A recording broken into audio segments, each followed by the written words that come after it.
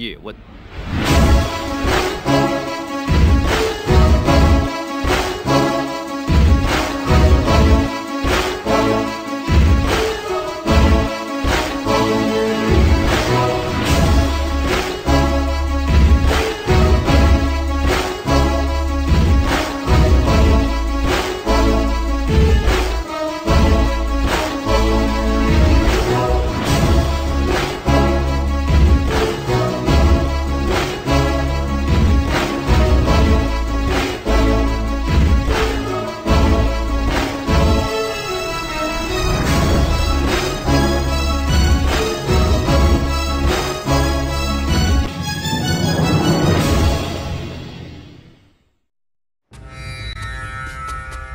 In the 18th century, a local warlord tried to force a woman named Yin Chun to marry him. But Wing Chun struck a deal. If she could beat the warlord in a fight, she could have her freedom. Wing Chun trained in a rapid-fire style suited to quick, diminutive fighters. Her hard work paid off. She won the fight, and the art of Wing Chun was born.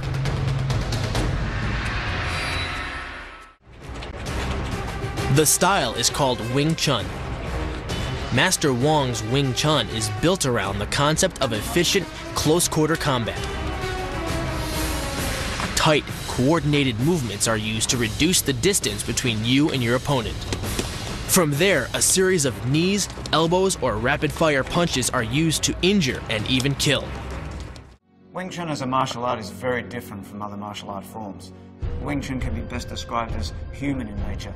The way that Wing Chun works is basically it takes science and uses it against our opponent. It takes his energy and it turns it back on him. It uses structures and angles that will give us the best protection with the least amount of effort. It's a close quarters combat system. It likes to use the hands more than the feet, although it doesn't mean that it doesn't use the feet, but it uses them in more subtle ways than other martial arts. Everything we do is based on economy. From wherever the hands are, they move. From wherever I'm standing, I respond. And every movement I make is at my opponent. What we learn to do in Wing Chun is to counter fire. The moment his technique is launched at us, something is being launched back at him. And that makes it very, very hard to fight a Wing Chun fighter.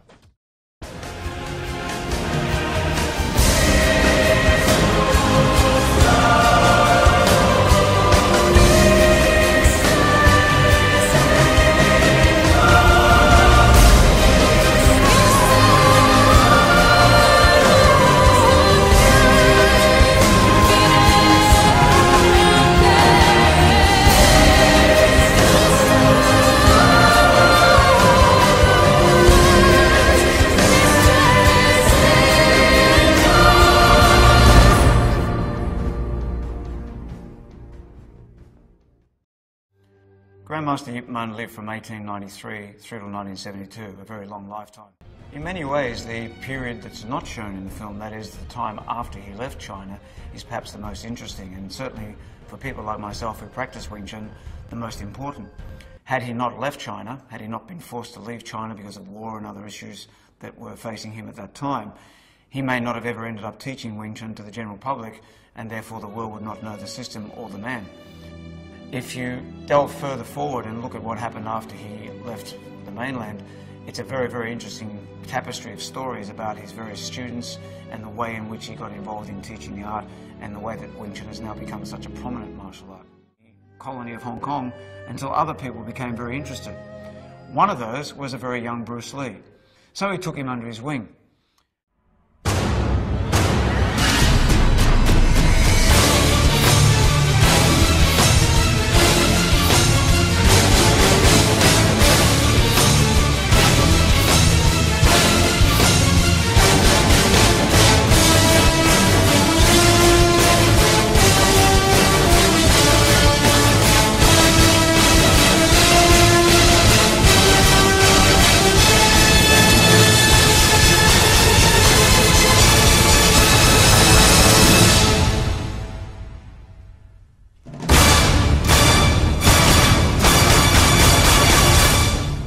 I recently read that there are as many as 4 million people practicing Wing Chun in the world today.